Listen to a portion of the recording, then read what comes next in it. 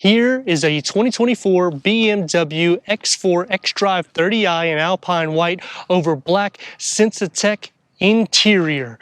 What is the X4 compared to Audi, Mercedes, and Genesis? Is it going to be the sweet spot? This is the best in class for weight distribution at 49.2, 50.8. I'm Anthony from Hawkeye Rides, and I'm going to go over some pros and cons and pretty much all the specs that you would need for your daily use if you were optioning this vehicle with the problem that I have for the X4, starting with full LED headlights and daytime running, gloss black elements that's going to highlight the kidney grille. It's an active grille shutter with the gloss black elements that's coming into the interior mixed with the matte black. The lower gets the boxy, sporty style because when they refreshed all of the X for the SUVs, they've made the same styling changes, keeps that corporate style, and you're still getting 7.2 inches. The lower gets the gloss black elements, front and rear parking sensors, but we do not have the option of a 360-degree reverse camera, which if I was optioning this vehicle, I don't know if I would do it fully loaded. That's kind of the problem I have, because if you put every feature on this, you're almost at an M40, which is almost 2 seconds quicker 0 to 60, but here you're going to sip fuel because you have the inline 4-cylinder 2.0 liter twin power turbo. You get 248 horsepower and 258 pound-feet of torque. It is paired to an 8-speed automatic transmission, and you're achieving 21 mpgs for the city and 28 mpgs for the highway.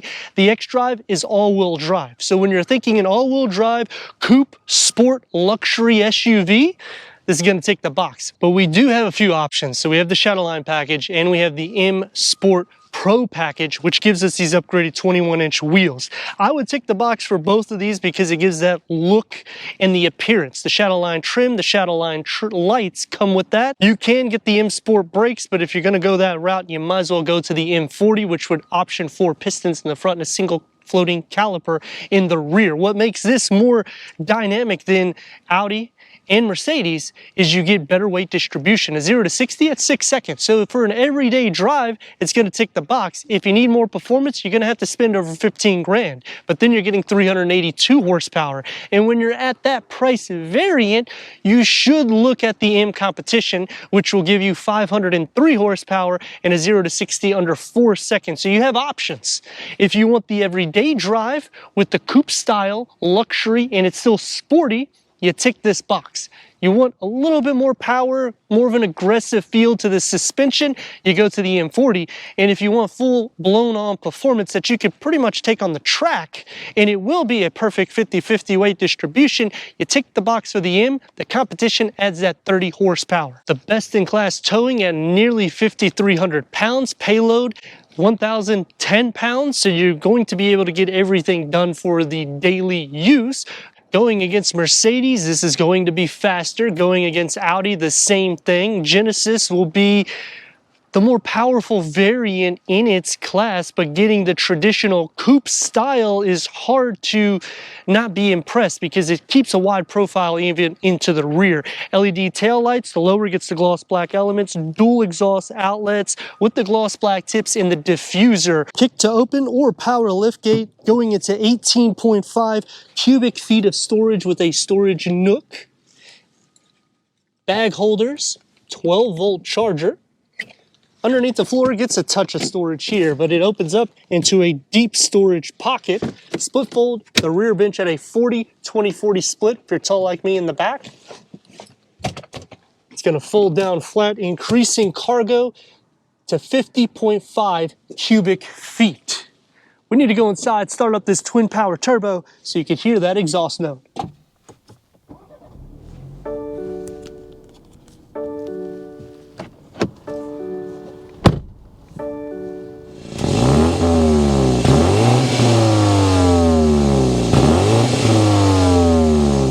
12-way power seat adjustment for the front, heated front seats, manual cushion extensions, memory for the driver. Headroom and leg room. The X4 for the front is not going to sacrifice in anything for your leg or headroom. You get the aluminum inlays that's going to brush underneath the 12.3 infotainment screen, Apple CarPlay, Android Auto, Sirius XM, AM, FM, streaming Bluetooth audio. Put it into reverse, This one has a reverse camera, front and rear parking sensors. You can option a 360-degree reverse camera, dual climate control settings. The gloss black elements are going to be on the lower bit, and it's going to be more of a flat dash with a heads-up display. Satin aluminum on the air vents on the side. Leather-wrapped steering wheel. This is IMS heated, multi-function with adaptive cruise control, lane keep assist. The paddle shifts, and the gauge cluster has a 12.3 infotainment screen that can go through an array of information for the driver. When you click onto the BC for the stock, which is right here, going into the X4 with the gloss black, that opens up into a wireless charging pad, 12-volt USB, the key fob for the X4, and the digital key. Gloss black elements and your driving mode. So you can change it into sport. You can also configure it individually to make it as sport derived as you want for the steering, engine, and transmission. It's going to be more sporty. It opens up into a pretty deep storage pocket with another USB port, auto dimming rear view mirror, and a large panel that goes partially to the back seats. The door panel gets the Harman card in, and you get the aluminum inlays with the ambient lighting that's going to surround it. It's going to be more sporty, one touch up and down for all the windows, a large storage pocket, and a beverage holder carved out with a storage compartment for the driver. For the back seat headroom, even though it's a coupe, it's actually carved out for you because the panel doesn't go all the way back. Leg space is also good in the seat position that I would be driving. Storage behind both of the front seats, third climate control, USB ports, air vents, cup holders with an armrest in the center. And the door gets the ambient lighting with the aluminum inlays, the X badging. It's going to be more sporty with the same size storage pocket more or less as the front, sitting into the center. The floor isn't completely flat. The rails are also not pushed up enough, so you're going to be sharing some feet space. Button and shoulder space is not compromised too bad. This does have a little bit of a lip to it. As for headroom, if you sit back, it's not going to be an issue, but if you sit up, you will, because the way this contours in the headliner. 248 horsepower, 258 pound-feet of torque. We're going to throw it into Sport Plus. We're going to see that 49.8, 50.2 weight distribution.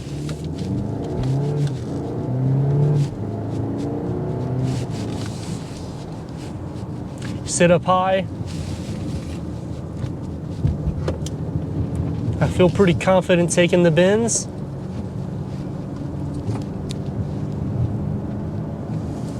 Feel very confident taking the bends. And now we're going to see the true 0 to 60.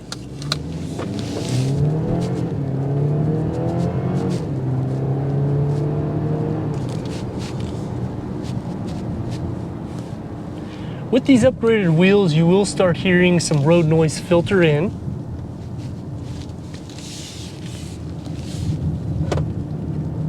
But I'm liking the drive. And it's not just performance, you're getting luxury too, because the seats are still comfortable.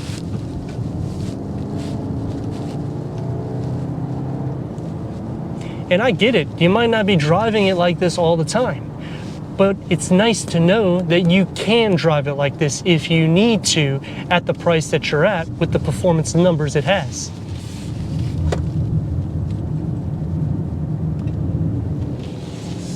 Stay pretty planted in the seat, and when you're thinking this is a coupe SUV, it's getting better dynamics than sports cars, in which is going to take me to some pros and cons. Starting with the pros, is it's an overall great value when you're looking for luxury blended with the coupe style, and you're not sacrificing for headroom in the back. You're going to lose maybe 5 to 7 cubic feet of storage from top to bottom, but overall it's still pretty good. Towing is great. Payload over 1,000 pounds. There's quite a few pros. The refresh was a couple years ago. Kind of wish it had the iDrive 8 in it, because some people in the comments will probably say, well, you're not going to be able to get some of these upgrades soon. I understand, but for now, you will have upgrades for the iDrive 7. In the center cluster, they could have maybe integrated a little bit more storage capacity, maybe adding like a sleeve to just put something on the side of it. But the door pockets are very large for both the front and the rear, so it takes care of you in that. The windscreen is large, so you can see pretty much everything you need to. Even though the A-pillars are chunky, it keeps a sporty style.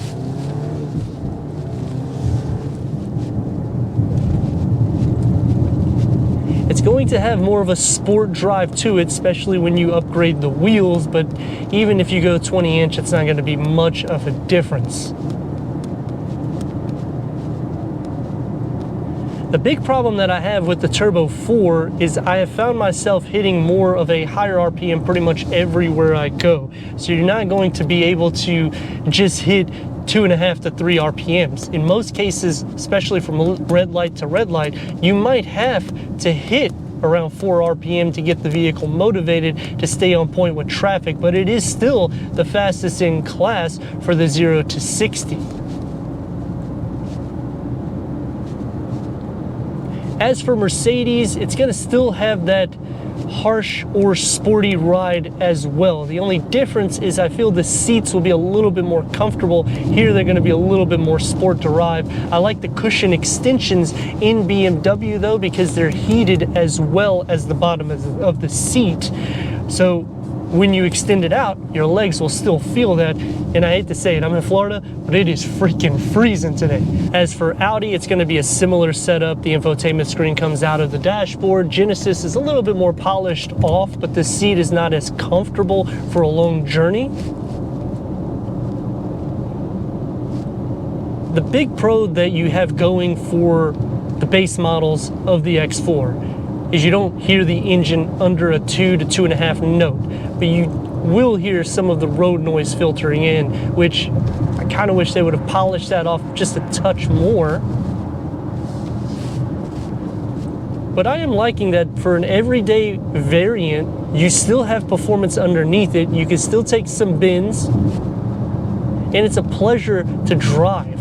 Sometimes when you're getting into the 50, 60 grand margin vehicles, in which it has a Turbo 4, you start losing that and it feels like it just lags in the performance line. With BMW, it's pretty seamless. I don't like the auto start stop though, because you will know when it turns off and on, and in some cases it'll turn off around 2 to 3 miles per hour, like a rolling stop right now. It didn't do it this time, but typically it will. Vehicle's off, when it turns on, it just kind of pushes you a little bit. So it's not as seamless as it should be for the price, but overall, I mean, let me know your thoughts in the comments. And if you're new to the channel, consider subscribing. Check out the next video, merchandise website and Instagram. Leave a comment and a like. And I'd like to thank BMW of Wesley Chapel for giving us this 2024 BMW X4 for our car review.